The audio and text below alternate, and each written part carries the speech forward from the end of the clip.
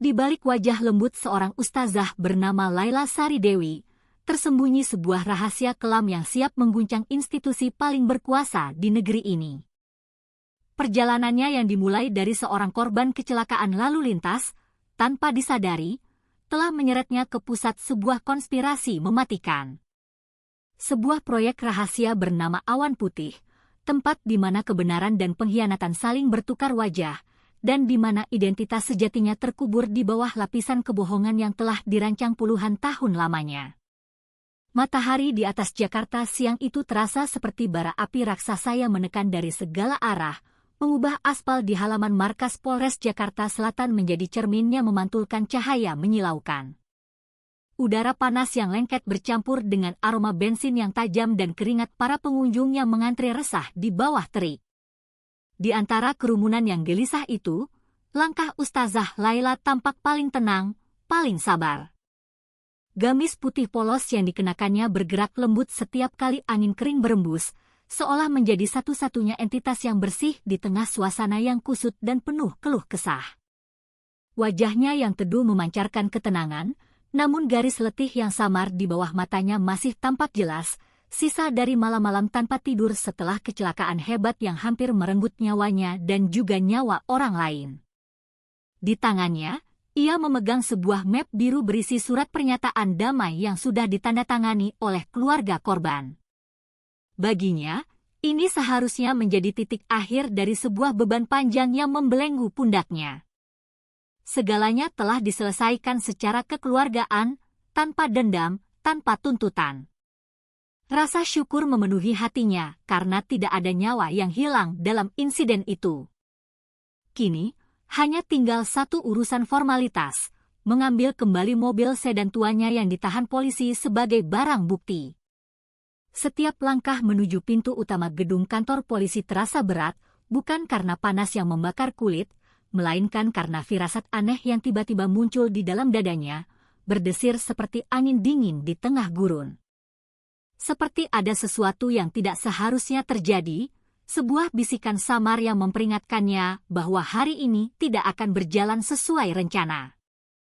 Begitu ia memasuki halaman dalam, suasana berubah drastis. Suara peluit yang melengking, tawa kasar para petugas, dan bunyi mesin printer tua yang berderit bergantian menciptakan sebuah kekacauan kecil yang teratur di ruang pelayanan. Laila menatap sekeliling, matanya menangkap pemandangan beberapa warga yang menunduk pasrah saat ditanyai dengan nada tinggi oleh petugas yang tampak lelah dan tidak sabar. Ia menarik napas panjang, mencoba menenangkan hatinya yang mulai berdebar lebih cepat. Ini bukan pertama kalinya ia berurusan dengan birokrasi yang berbelit, tapi kali ini, entah kenapa, hawa di dalam ruangan itu terasa begitu menekan, seolah dinding-dinding kusam itu sendiri memancarkan aura permusuhan. Ia melangkah menuju loket pelayanan dengan langkah mantap, memegang erat map birunya seolah itu adalah benteng terakhir yang melindunginya dari segala bentuk ketidakadilan yang mungkin menantinya. Saat seorang petugas menyambutnya tanpa senyum, Laila tetap berbicara dengan sopan dan lembut. "Assalamualaikum, Pak.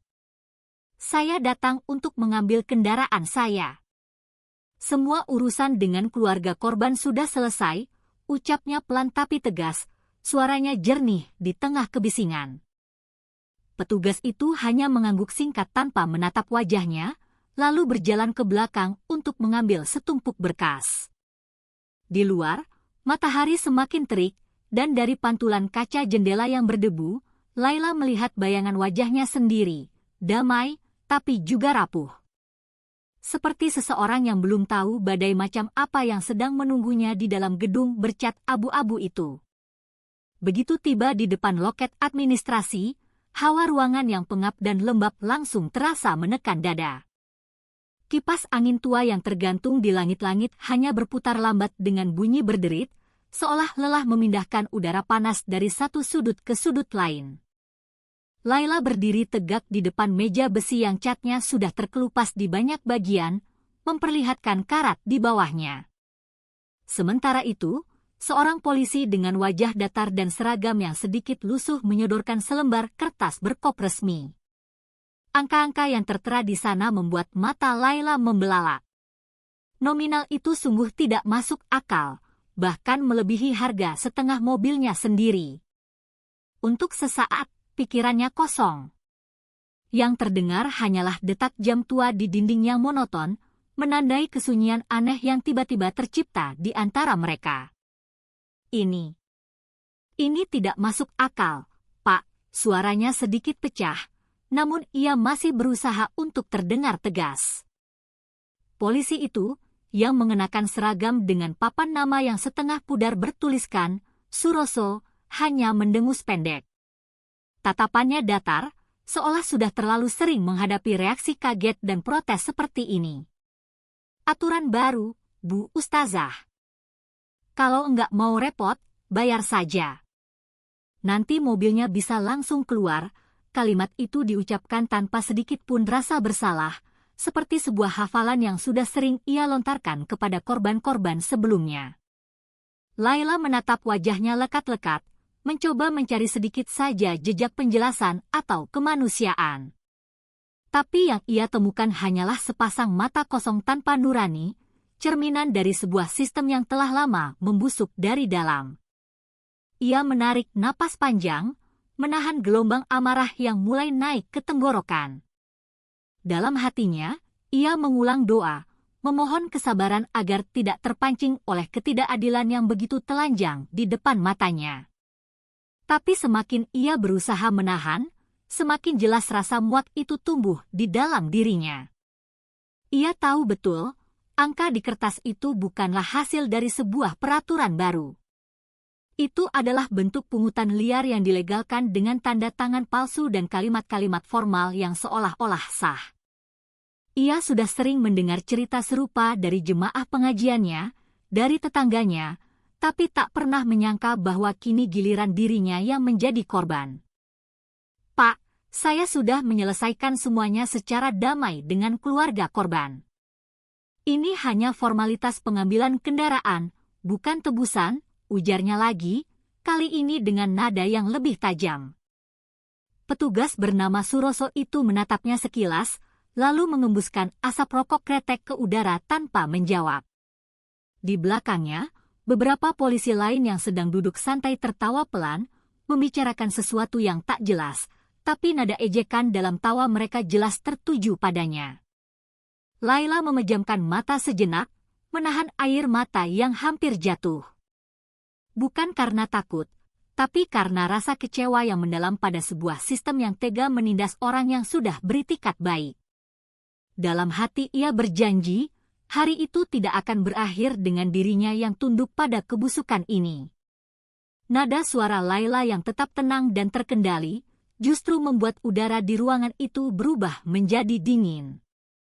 Ia berusaha menjelaskan dengan logika dan sopan santun, menjabarkan bahwa dirinya bukanlah pelaku kriminal, melainkan korban dari sebuah kecelakaan yang sudah diselesaikan dengan damai dan ikhlas. Namun, setiap kata yang keluar dari mulutnya seolah hanya memancing tatapan yang lebih sinis. Dua polisi di sudut ruangan mulai saling melirik, menahan senyum mengejek. Mereka jelas tidak terbiasa berhadapan dengan seorang perempuan yang berbicara dengan kejujuran dan ketegasan. Dalam sistem korup yang mereka jalani sehari-hari, suara seperti Laila dianggap sebagai gangguan yang harus segera dibungkam. Salah satu di antara mereka, seorang pria bertubuh besar dan berperut buncit, melangkah mendekat. Seragamnya kusut, topi polisinya miring di kepala, dan di tangannya ada sebuah tongkat kayu pendek yang terus-menerus ia tepuk-tepukan ke telapak tangannya, menciptakan irama yang menekan dan mengintimidasi. Banyak ngomong, Bu, katanya dengan nada datar, tapi syarat dengan peringatan. Mau mobilnya cepat keluar, atau mau kami tahan surat-suratnya sekalian. Ucapannya seperti peluru yang ditembakkan tanpa emosi, sebuah ancaman telanjang. Di belakangnya, dua rekannya tertawa kecil, menambah tekanan psikologis yang membuat suasana ruangan terasa semakin terkurung. Laila menatap balik tanpa gentar. Meskipun tubuhnya mulai bergetar karena emosi yang ia tekan sekuat tenaga, matanya tetap fokus menatap lurus ke arah mereka. Ia bukan perempuan yang mudah diintimidasi, dan ia tahu betul bahwa diam saat ini berarti menyerahkan harga dirinya untuk diinjak-injak. "Saya hanya meminta keadilan, Pak." "Tidak lebih," katanya dengan nada pelan tapi menusuk. Kalimat sederhana itu membuat ruangan hening seketika. Tidak ada yang menyangka ustazah muda berwajah lembut itu akan berani bicara seperti itu.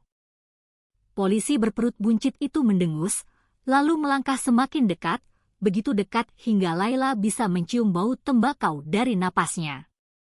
Detik berikutnya, suasana menjadi benar-benar mencekam. Ia mengetuk-ngetukkan tongkatnya di atas meja besi, menatap Laila dari ujung kepala sampai ujung kaki dengan pandangan merendahkan. "Keadilan," ujarnya pelan, kata itu keluar dari mulutnya seperti sebuah hinaan. "Di sini yang ngatur keadilan itu kami, bukan surat damai di tanganmu itu." Nada suaranya berubah dingin dan menusuk, seolah sedang menguji seberapa jauh Laila berani menantang kekuasaan mereka. Tapi ustazah itu tetap tidak menunduk. Di balik kelembutan wajahnya, ada sebuah keteguhan yang lahir dari keyakinan yang kuat dan luka masa lalu yang dalam. Keyakinan bahwa kebenaran, sekecil apapun, harus tetap berdiri tegak. Dan di ruangan pengap itu, keberanian Laila mulai terasa seperti sebuah ancaman nyata bagi mereka yang terbiasa berkuasa tanpa batas. Dalam sekejap, ketegangan yang sejak tadi menggantung di udara meledak tanpa bisa dikendalikan. Wajah polisi berperut buncit itu memerah padam, urat-urat di lehernya menegang. Ia melangkah cepat ke depan, dan sebelum siapapun sempat bereaksi, telapak tangannya yang kasar menghantam pipi Laila dengan keras. "Pak!"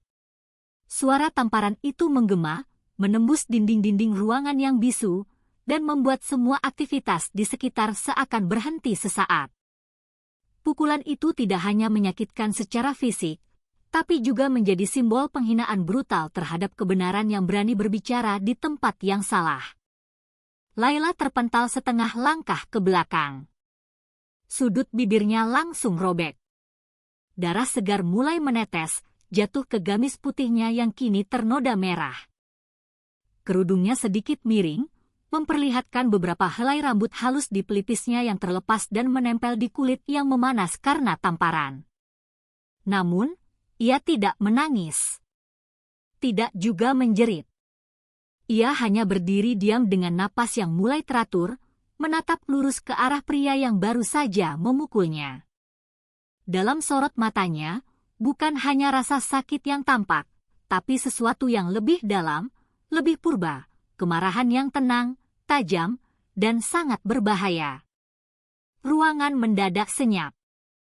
Polisi-polisi lain yang tadi tertawa kini terdiam kaku, wajah mereka pucat, tak percaya pada apa yang baru saja terjadi. Mereka tahu tindakan rekan mereka sudah melampaui batas dan bisa membawa masalah besar, tapi tak satu pun dari mereka yang berani angkat bicara. Petugas yang memukulnya justru menatap Laila dengan ekspresi puas, seolah kekerasan adalah satu-satunya cara untuk memulihkan harga dirinya yang ia rasa terancam oleh keberanian seorang perempuan. Namun, semakin lama ia menatap Laila, semakin gentar ia dibuat oleh pandangan perempuan itu. Sebuah pandangan yang tidak menunjukkan ketakutan sedikit pun, melainkan sebuah peringatan tanpa suara. Darah masih menetes dari bibir Laila, namun ia tidak menunduk. Tangannya terangkat perlahan, dengan gerakan yang sangat terkendali, ia menghapus bercak merah di ujung bibirnya. Gerakannya tenang, tapi tatapan matanya menusuk tajam seperti belati. Dalam diam, Laila menegakkan tubuhnya kembali. Ia tidak mengatakan sepatah kata pun, tapi dari caranya menatap, semua orang di ruangan itu tahu bahwa perempuan ini tidak akan tinggal diam. Ada sesuatu yang bergolak di dalam dirinya. Sesuatu yang tak terlihat, tapi siap meledak kapan saja. Dan untuk pertama kalinya hari itu, para polisi di ruangan tersebut merasa takut, bukan karena pangkat atau jabatan, tapi karena tatapan seorang ustazah yang tidak lagi sama. Suasana yang semula hening berubah menjadi brutal dalam hitungan detik. Polisi bertubuh besar itu, yang wajahnya kini merah padam karena emosi dan ego yang terluka, melangkah cepat dan mendorong tubuh Laila dengan kasar hingga punggungnya membentur dinding dengan keras. Suara benturan tubuhnya membuat map biru yang dipegangnya jatuh ke lantai. Berkas-berkas surat damai itu berhamburan di atas ubin yang kotor. Namun, tak ada seorang pun yang berani menolong. Tangannya yang besar dan kasar mencengkeram leher ustazah muda itu dengan kekuatan penuh. Napas Laila tersengal. Matanya terpejam sejenak, mencoba menahan rasa sakit yang menjalar dari tenggorokan hingga ke rongga dada. Aroma logam dari keringat pria itu dan bau apek seragamnya yang basah menyesakkan ruang napasnya yang sempit. Kau pikir bisa seenaknya datang ke sini? Hah, desis sang polisi tepat di telinganya. Suaranya serak dan dingin. Ini wilayah kami, bukan tempatmu ceramah. Setiap kata terasa seperti racun yang menyusup ke dalam kesadaran Laila. Ia mencoba menarik napas, tapi cekikan itu terlalu kuat, memutus aliran udara. Dalam detik-detik tercekik itu, pikirannya melayang pada wajah almarhum ayahnya, pada ajaran tentang kesabaran dan menahan diri. Namun, di balik semua itu, sesuatu yang telah lama terkunci di dalam dirinya mulai bergerak. Sebuah dorongan naluriah untuk bertahan hidup, untuk melawan, untuk tidak menjadi korban lagi. Ruangan terasa semakin sempit. Udara dingin dari pendingin ruangan menusuk kulitnya, kontras dengan panas tubuhnya yang beradu dengan tubuh sang penyerang. Dua polisi lain hanya berdiri mematung di sudut ruangan, tak berani ikut campur. Tatapan mereka campur aduk antara takut dan bingung, seolah sedang menyaksikan seekor singa yang terbangun dari tidurnya. Di mata Laila, pandangan dunia mulai berputar dan kabur. Namun, di antara kabut kesakitan itu, matanya memancarkan sesuatu yang lain. Bukan lagi kelembutan seorang ustazah, melainkan bara api yang mulai menyala dari kedalaman jiwanya. Tangannya yang semula gemetar karena kekurangan oksigen, perlahan bergerak naik, menahan pergelangan tangan si pemukul. Jemarinya yang ramping, tanpa diduga, mencengkeram balik dengan kekuatan yang luar biasa, kuat dan pasti. Pandangan Laila menajam, pupil matanya mengecil. Seolah seluruh kesadaran moral, rasa sakit, dan amarah yang tertahan selama ini menyatu menjadi satu kekuatan yang tak lagi bisa dikendalikan. Dalam detik itu, wajahnya berubah total, dari sosok lembut menjadi seseorang yang benar-benar berbeda. Seseorang yang lahir dari penderitaan dan penghinaan. Dan bagi sang polisi, tatapan itu adalah pertanda buruk, pertanda bahwa ia baru saja membangunkan sesuatu yang seharusnya tetap terkunci selamanya di dalam diri Laila. Tepat ketika tekanan di lehernya mencapai puncaknya dan kesadarannya nyaris hilang, tubuh Laila bergerak dengan kecepatan dan presisi yang tak disangka siapapun. Seolah ada sebuah program purba di dalam dirinya yang terpicu. Dengan satu gerakan cepat, ia memutar pergelangan tangan sang polisi, melepaskan diri dari cekikan itu. Tanpa jeda, sikunya menghantam rahang pria itu dengan keras, membuat kepala lawannya terpental ke samping. Serangkaian pukulan beruntun yang cepat dan terukur mendarat telak di pelipis dan ulu hatinya. Suara benturan tulang dan napas yang tercekik memenuhi ruangan. Untuk sesaat, semua orang yang melihatnya terdiam membeku. Mereka tidak sedang menyaksikan seorang perempuan biasa yang melawan. Mereka sedang menyaksikan sesuatu yang jauh lebih mengerikan, kemarahan yang terlatih, kekerasan yang efisien. Laila tidak berpikir. Tubuhnya bergerak murni karena naluri bertahan hidup yang paling dalam. Setiap pukulan terasa lahir dari kedalaman luka yang selama ini ia simpan, rasa sakit, ketidakadilan, dan hinaan yang ditumpuk begitu lama oleh sistem yang menindas. Wajah sang polisi mulai berdarah. Tubuhnya goyah, tapi Laila tidak berhenti. Napasnya berat, matanya menatap dingin tanpa emosi, seperti seseorang yang telah kehilangan batas antara benar dan salah. Di detik itu, ruangan tersebut tak lagi terasa seperti kantor polisi, melainkan sebuah arena di mana harga diri manusia sedang diuji dengan cara yang paling brutal. Dua polisi lain yang sebelumnya hanya berdiri diam, kini bergerak gugup. Salah satu dari mereka hendak mendekat, tapi langkahnya terhenti seketika ketika Laila menoleh cepat ke arahnya dengan sorot mata yang begitu tajam, membuat nyalinya ciut seketika. Tak ada kata-kata, hanya tatapan yang membuat mereka mengerti, menyentuh Laila saat ini berarti menantang sesuatu yang tidak mereka pahami. Detak jam di dinding terdengar nyaring, menandai setiap detik keheningan yang mencekam itu. Tidak ada yang berani memecahnya.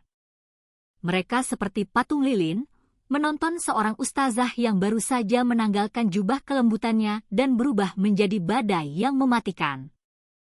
Peluh bercampur darah di wajahnya, tapi Laila tetap berdiri tegak. Napasnya mulai teratur, tatapannya tajam dan tenang. Seolah tubuhnya bukan lagi miliknya, melainkan dikendalikan oleh kekuatan lain yang menuntut keadilan dengan caranya sendiri. Ia menatap pria yang kini terhuyung di hadapannya, pria yang tadi begitu berkuasa, kini tak berdaya bahkan hanya untuk berdiri tegak. Dalam keheningan itu, satu hal menjadi jelas bagi semua yang hadir, ustazah lembut itu bukan korban lagi. Ia adalah peringatan hidup, bahwa manusia sebaik apapun bisa berubah menjadi api bila keadilan dan harga dirinya diinjak terlalu lama. Dentuman keras memenuhi ruangan saat tubuh besar sang polisi dibanting ke atas meja administrasi. Suaranya seperti kayu patah, disertai gemeretak kaca penindih kertas yang pecah berserakan ke lantai. Gerakan Laila cepat, efisien, dan terukur. Seolah tidak dilakukan oleh seseorang yang baru saja dianiaya, melainkan oleh seorang petarung terlatih yang sudah terbiasa melawan ketidakadilan dengan kekerasan. Meja logam itu bergoyang hebat, tumpukan kertas berterbangan, dan beberapa bingkai foto jatuh dari rak di dinding.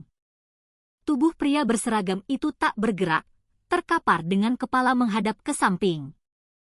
Darah segar menetes dari pelipisnya, membentuk pola acak di atas ubin yang dingin dan kotor. Laila berdiri di sampingnya, dadanya naik turun dengan cepat, menandai sisa adrenalin yang masih mengalir deras di dalam tubuhnya. Tangannya sedikit bergetar, bukan karena takut, melainkan karena menahan sisa-sisa dorongan amarah yang belum sepenuhnya padam. Matanya menatap ke arah meja yang kini porak-poranda, lalu ke wajah pria itu yang pingsan tanpa daya. Semua yang baru saja terjadi terasa seperti mimpi buruk yang singkat. Namun, di dalam dada Laila, setiap detiknya terasa nyata, berat, dan menyakitkan. Ia tidak pernah berniat menyakiti siapapun. Tapi saat diperlakukan seperti benda tak bernilai, naluri bertahan hidupnya telah mengambil alih segalanya. Beberapa polisi lain yang menyaksikan kejadian itu terpaku di tempat. Raut wajah mereka campur aduk antara ngeri dan tak percaya. Salah satu dari mereka tanpa sadar menjatuhkan bolpoin dari tangannya. Bunyinya yang memantul di lantai keramik memecah keheningan yang tegang. Lalu, seolah baru tersadar dari mimpi buruk, dua orang di antara mereka berlari tunggang langgang keluar ruangan sambil berteriak memanggil atasan mereka. Langkah kaki mereka yang panik menggema di lorong, disusul suara berisik radio komunikasi yang terdengar tergesa-gesa. Udara di dalam ruangan menjadi berat, menyisakan aroma campuran darah, keringat, dan ketakutan. Laila menunduk, mencoba mengatur napasnya yang masih memburu. Ia tahu apa yang baru saja dilakukannya bukanlah sesuatu yang akan mudah dijelaskan. Tapi di matanya kini, tidak ada penyesalan. Hanya ada ketenangan dingin dari seseorang yang akhirnya berhenti menjadi korban. Kerudung putihnya kini bernoda merah darah dan abu dari debu pecahan meja. Namun sorot matanya tetap jernih dan tajam. Saat ia melangkah mundur, punggungnya tegak, dan suaranya terdengar tenang meskipun pelan. "Aku tidak akan diam." jika harga diriku diinjak. Kata-kata itu menggema di ruangan yang porak-poranda, menjadi saksi bahwa hari itu, seorang ustazah telah berdiri melawan, bukan hanya melawan manusia, tapi juga melawan sistem busuk yang selama ini menindasnya. Pintu ruangan itu terbuka dengan sebuah hentakan keras, menimbulkan gema yang memotong keheningan tegang di antara serpihan kaca dan kertas yang berserakan. Seorang perwira tinggi berseragam lengkap dan rapi berdiri di ambang pintu. Bayangannya yang tinggi besar menutupi cahaya siang yang masuk dari luar. Langkah-langkahnya berat dan berwibawa, sepatu pantofel hitamnya yang mengkilap menginjak pecahan kaca tanpa ragu. Suara yang keluar dari mulutnya tajam, tegas, dan bergema di setiap sudut ruangan. Cukup. Satu kata itu saja sudah cukup untuk membuat semua orang di sana membeku. Para polisi yang tadinya berdiri gugup langsung menunduk dalam-dalam. Sementara udara di ruangan berubah kaku, seolah dibekukan oleh kehadirannya. Perwira itu, dengan papan nama Kompol Arya Santosa tersemat di dadanya, berjalan perlahan ke tengah ruangan.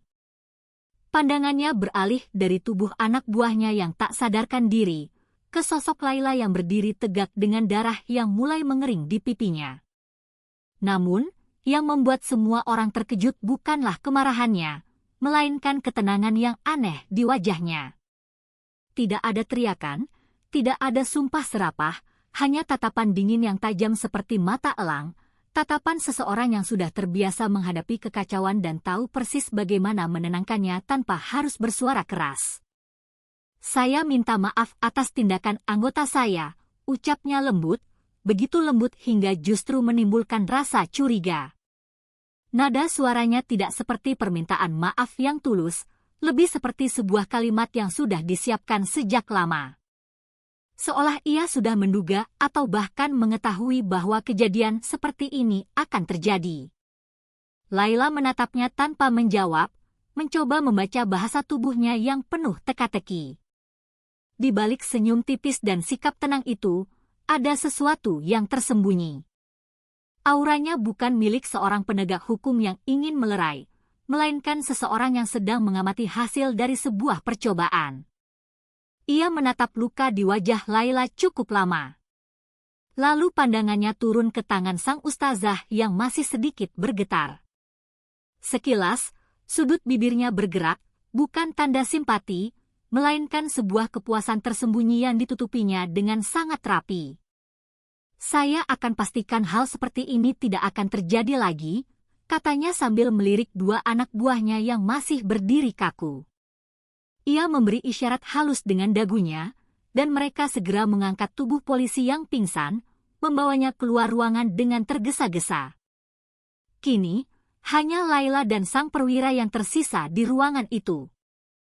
Keheningan menggantung, hanya terdengar dengung kipas angin di atas kepala. Anda perempuan yang kuat, Ustazah, ucapnya pelan, sambil menatap langsung ke mata Laila. Tapi terkadang, kekuatan seperti itu tidak aman bila disalahgunakan. Laila balas menatapnya tanpa berkedip. Ia tahu bahwa kalimat itu bukan sekadar peringatan, melainkan ancaman halus dari seseorang yang sepertinya sudah tahu siapa dirinya yang sebenarnya. Langkah Kompol Arya mendekat perlahan, menimbulkan gema berat di antara serpihan kaca yang belum dibersihkan. Laila masih berdiri tegak, menatapnya tanpa ekspresi. Darah di sudut bibirnya sudah mulai mengering menjadi kerak tipis. Pimpinan itu berhenti tepat di hadapannya. Jarak mereka hanya sejengkal. Tangannya yang berbalut sarung tangan putih terangkat, lalu dengan gerakan tenang, menepuk bahu Laila 2 kali. Sentuhan itu lembut, tapi bukan bentuk simpati. Lebih terasa seperti cara seekor ular menyentuh mangsanya sebelum menelannya hidup-hidup. Ambil mobil Anda. Tidak perlu bayar apapun, ucapnya datar. Tapi di setiap katanya, ada nada perintah yang tidak bisa dibantah. Laila menatap mata pria itu lama, berusaha membaca makna di balik ketenangan yang terlalu sempurna. Suaranya, meskipun terdengar sopan, memancarkan sesuatu yang gelap, seperti seseorang yang terbiasa menutupi kebenaran dengan kalimat-kalimat berlapis. Tapi satu hal, lanjutnya pelan, sambil memperbaiki letak topinya. Jangan pernah bercerita kepada siapapun soal ini. Anggap tidak pernah terjadi. Nada suaranya berubah menjadi berat, tak lagi terdengar seperti permintaan.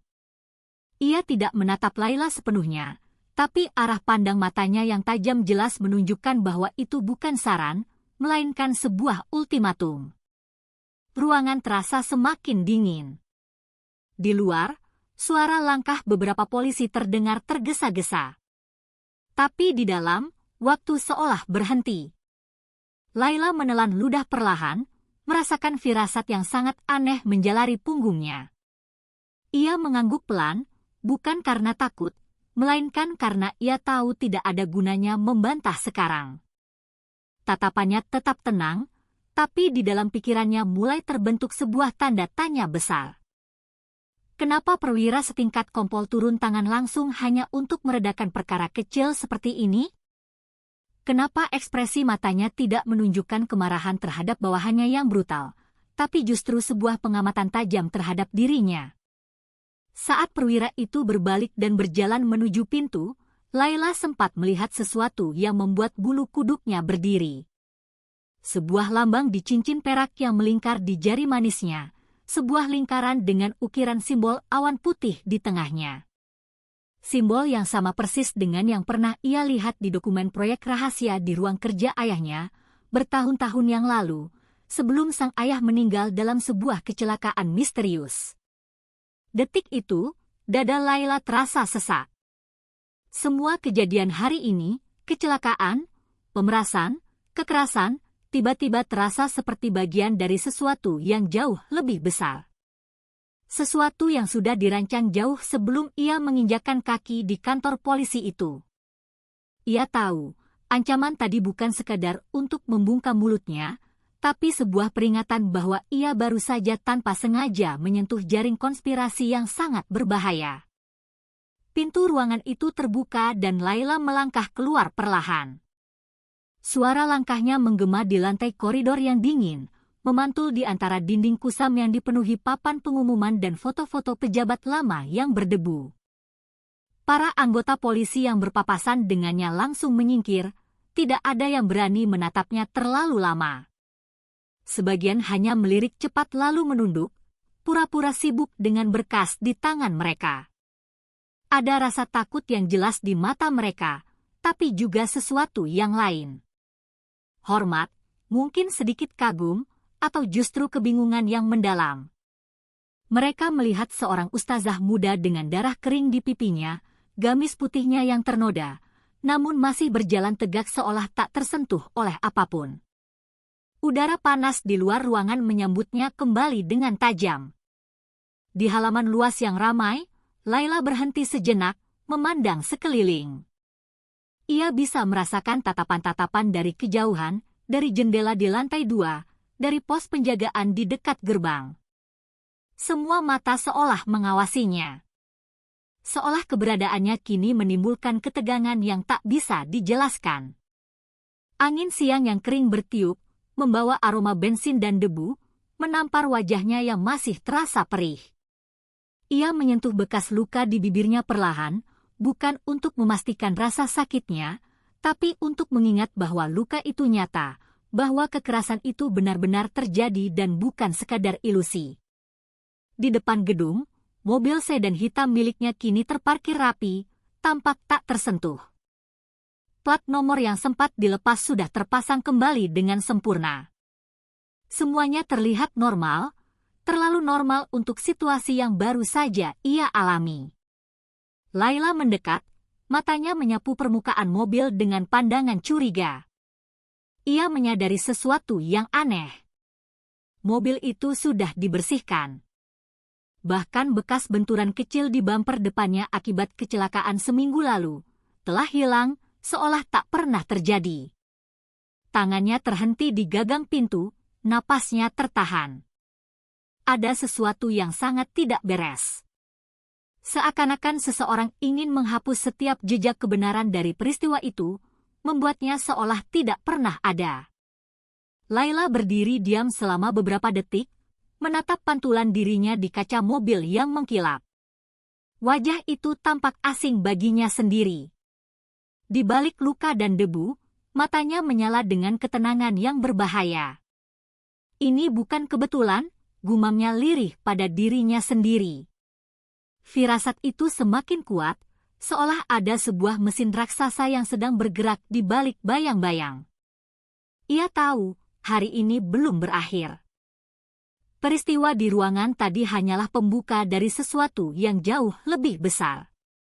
Sebuah permainan tersembunyi di mana dirinya bukan sekadar korban, tapi bagian dari sebuah skenario yang belum sepenuhnya ia pahami. Saat mesin mobil dinyalakan, pandangan Laila menajam.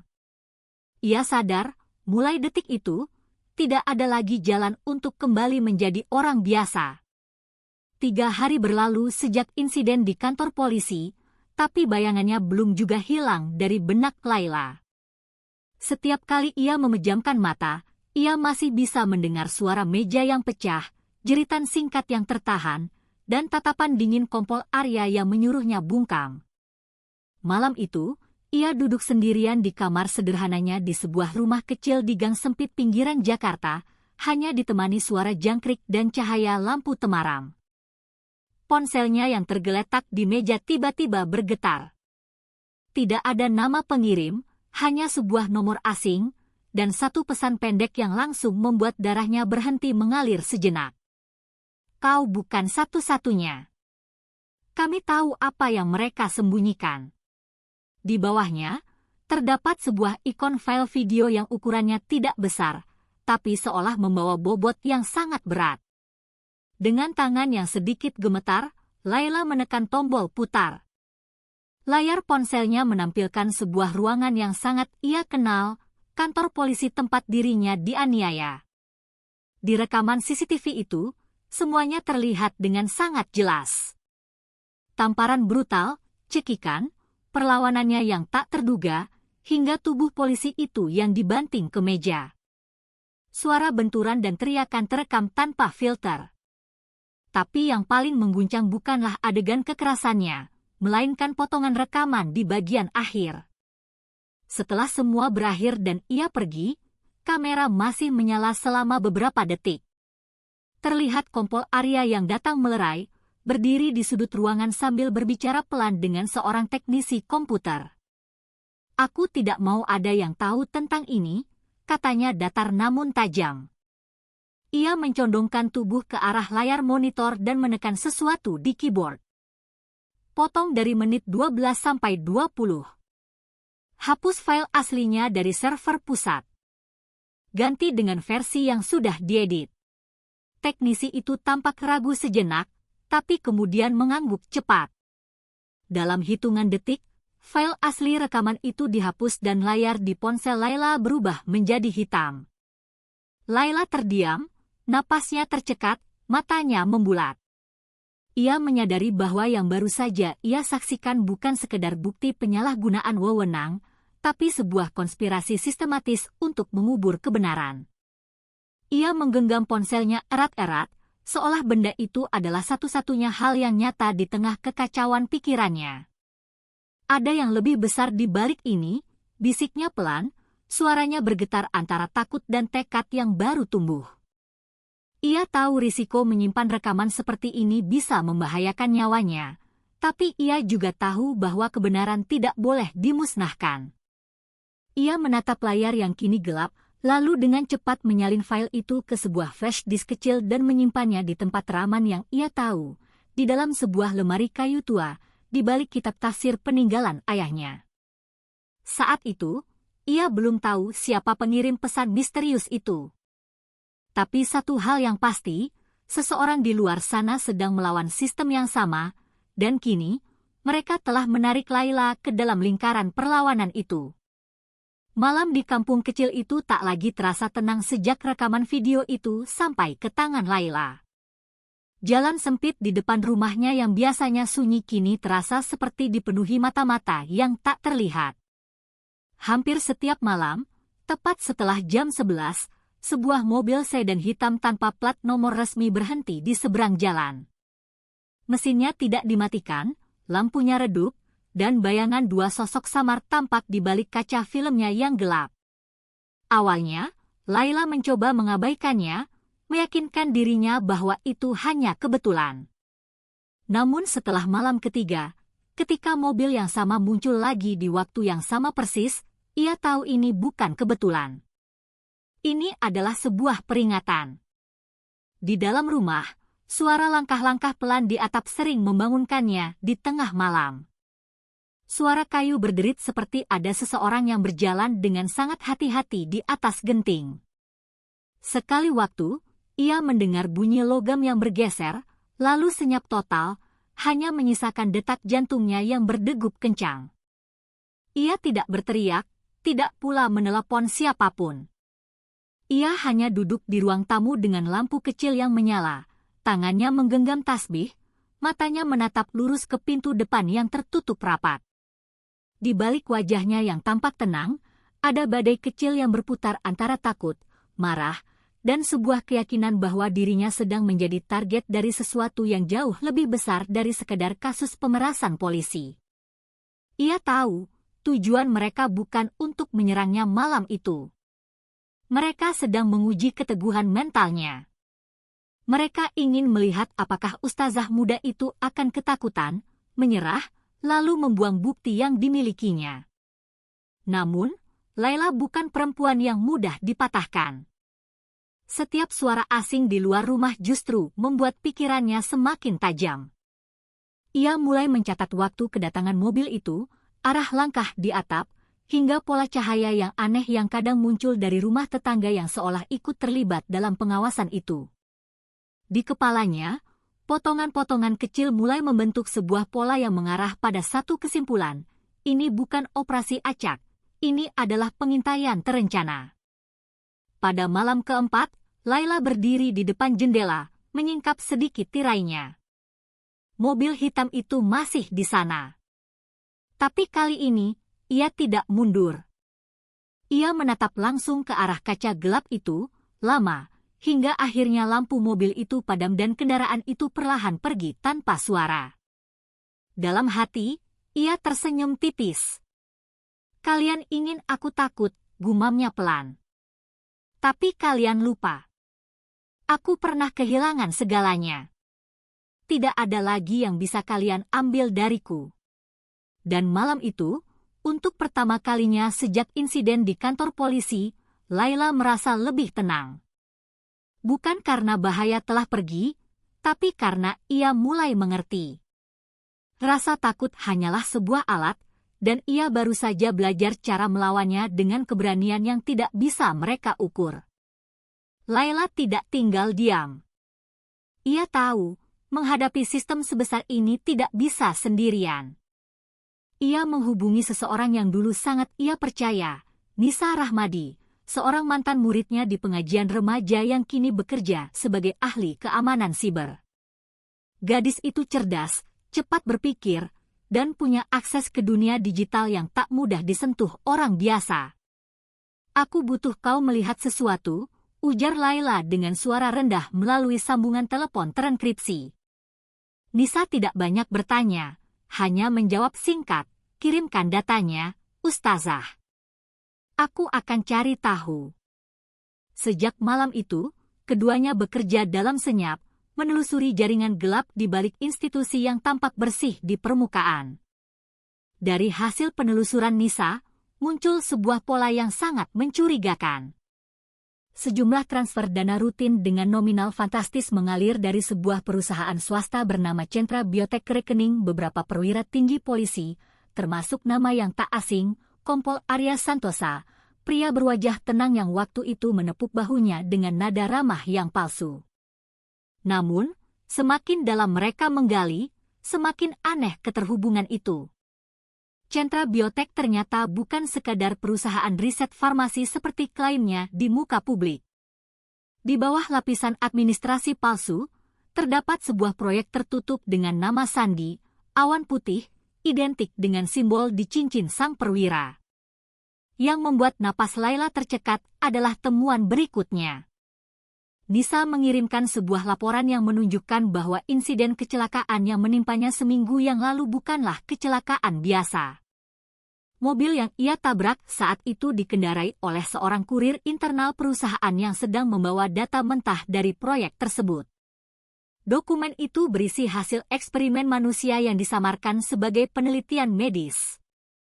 Dan sang kurir, menurut catatan internal, sedang dalam perjalanan untuk menyerahkan salinan data itu kepada pihak luar yang ingin membocorkan proyek itu ke publik. Kecelakaan Laila tiba-tiba terasa seperti bagian dari sebuah rencana yang sengaja disusun untuk menghentikan kebocoran informasi itu. Kini, semua potongan teka-teki mulai tersusun. Aliran uang dari perusahaan bioteknologi, proyek rahasia awan putih, perwira polisi yang menutup-nutupi kekerasan di kantornya, semuanya terkait dalam sebuah jaringan konspirasi yang jauh lebih luas daripada yang pernah Laila bayangkan. Ia terdiam lama di depan layar laptopnya, menatap diagram alur yang dikirimkan oleh Nisa. Garis-garis digital yang menghubungkan nama-nama itu terasa seperti jaring laba-laba raksasa yang siap menjerat siapapun yang menyentuhnya. "Ustazah sadar?" tanya Nisa lewat sambungan suara yang terdistorsi. "Kalau ini benar proyek yang sama dengan yang pernah menimpa ayah Ustazah, berarti mereka juga sedang mengincarmu." Laila menutup laptopnya pelan. Matanya menatap kosong ke dinding, dan suaranya keluar dengan tenang tapi tegas. "Mungkin bukan mengincar, Nisa. Mungkin aku adalah bagian dari mereka tanpa aku sadari." Malam Jumat itu, udara Jakarta terasa lebih berat dari biasanya. Hujan baru saja reda, meninggalkan aroma tanah basah dan genangan air di depan gedung tua Polres Jakarta Selatan yang sebagian besar lampunya sudah padam. Laila berdiri di balik pagar belakang, mengenakan jaket gelap di atas gamisnya. Wajahnya tertutup oleh kerudung hitam yang ia lilit rapat. Di tangan kirinya ia memegang senter kecil, sementara di tangan kanannya ada sebuah kunci elektronik hasil modifikasi Nisa. Tidak ada lagi waktu untuk ragu. Ia tahu langkahnya malam itu sangat berisiko, tapi kebenaran yang ia cari terlalu penting untuk ditinggalkan. Setelah memastikan tidak ada penjaga di sekitar, ia membuka pintu belakang gudang dengan sekali geser. Bunyi klik halus terdengar, pintu terbuka, dan dinginnya udara kantor yang sepi langsung menyambutnya. Koridor itu gelap dan sunyi. Laila berjalan perlahan, hanya ditemani suara langkah kakinya yang lembut menapak ubin. Ia melewati ruang arsip, lalu ruang penyimpanan senjata, hingga tiba di sebuah pintu besi dengan tulisan, "Server Room, Internal Use Only." Jantungnya berdetak cepat. Di dalam ruangan itulah semua data komunikasi dan dokumen digital kantor polisi ini tersimpan. Ia menempelkan alat kecil buatan Nisa ke panel pintu, dan dalam beberapa detik, sistem kunci elektronik itu terbuka. Begitu masuk, ruangan itu dipenuhi oleh deretan CPU dan monitor yang berkedip-kedip dalam gelap. Ia duduk di depan salah satu komputer utama, menancapkan flash disk miliknya, dan mulai mencari file dengan kata kunci yang berkaitan dengan dirinya. Di antara ribuan folder, satu nama yang mencolok membuat matanya membesar, Project_Awan_Putih.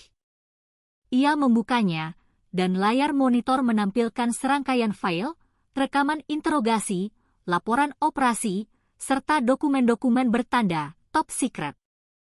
Dalam salah satu video, terlihat beberapa tokoh agama sedang diinterogasi secara rahasia, dituduh terlibat dalam aktivitas penyusupan ideologis.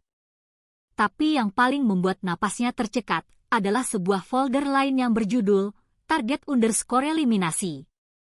Ia membukanya perlahan, dan sebuah daftar nama muncul satu persatu di layar. Tokoh-tokoh sipil, dosen, aktivis, hingga beberapa ulama muda, semua ditandai dengan kode merah.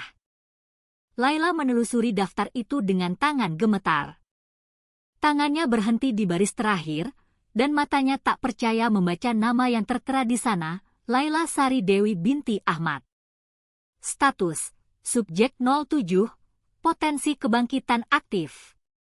Eliminasi tertunda. Dunia seolah berhenti berputar. Ia memandangi layar itu lama. Tubuhnya kaku. Tenggorokannya terasa kering. Nama ayahnya, Ahmad, muncul lagi dalam bentuk lain di kolom catatan, desainer utama algoritma pemurnian genetik. Tiba-tiba semua hal yang ia alami, kecelakaan, kekerasan, ancaman, bahkan rasa deja vu dalam setiap pertemuan, mulai masuk akal. Ia bukan hanya korban kebetulan. Ia adalah bagian dari sebuah eksperimen besar yang sudah dimulai sejak ia dilahirkan. Dan malam itu, di ruangan dingin yang penuh cahaya monitor, Layla akhirnya sadar, kebenaran yang ia cari bukan ada di luar sana, tapi ada di dalam dirinya sendiri. Tiba-tiba, lampu di seluruh gedung padam, membuat ruangan menjadi gelap total. Suara langkah kaki yang berat terdengar dari lorong, pelan tapi pasti, semakin dekat. Saya sudah bilang, jangan ikut campur, Ustazah. Suara itu tenang namun menakutkan. Suara kompol Arya. Jantung Layla berdegup kencang. Ia berbalik, tapi sebelum sempat bergerak, semprotan gas keluar dari ventilasi di atasnya. Asap putih pekat menelan pandangannya, membuat matanya perih dan napasnya tersengal. Dunia berputar cepat, sebelum segalanya menjadi gelap. Ketika ia sadar, ia mendapati dirinya duduk di sebuah kursi logam, kedua tangannya terborgol kuat di belakang. Sebuah ruangan putih bersih tanpa jendela dan tanpa suara mengelilinginya. Hanya ada sebuah layar besar di depannya yang menyala, menyorot wajah kompol Arya dengan senyum tipis dan tatapan yang tajam. Kau bukan korban, Layla, katanya perlahan, suaranya bergema di ruangan steril itu. Kau adalah bagian dari proyek itu sejak awal. Kau hanya lupa siapa dirimu yang sebenarnya. Suaranya menusuk kesadaran Layla yang mulai goyah. Layar itu bergetar, menampilkan serangkaian data biometrik, tinggi badan, berat badan, ritme jantung, hingga pola gelombang saraf otaknya. Di bagian bawah, muncul tulisan berwarna merah menyala, subjek 07, Layla. Program pemurnian genetik. Aktif. Layla terpaku, matanya membesar tak percaya. Ia mencoba berbicara, tapi suaranya tercekat di tenggorokan. Potongan-potongan ingatan samar mulai muncul di benaknya, kilasan sebuah laboratorium, suara lembut ayahnya yang membisikkan rumus-rumus aneh, dan cahaya terang alat medis yang menyorot wajahnya saat ia masih kecil. Cahaya di layar perlahan meredup, meninggalkan ruangan dalam senyap yang mencekik. Hanya suara mesin kecil yang berdengung di kejauhan. Layla menunduk, napasnya bergetar hebat. Antara sadar dan bingung. Satu hal kini menjadi jelas, hidupnya bukan sebuah kebetulan. Dan semua yang terjadi hanyalah bagian dari sebuah konspirasi yang jauh lebih gelap dari yang pernah ia bayangkan. Cerita hidupnya yang ia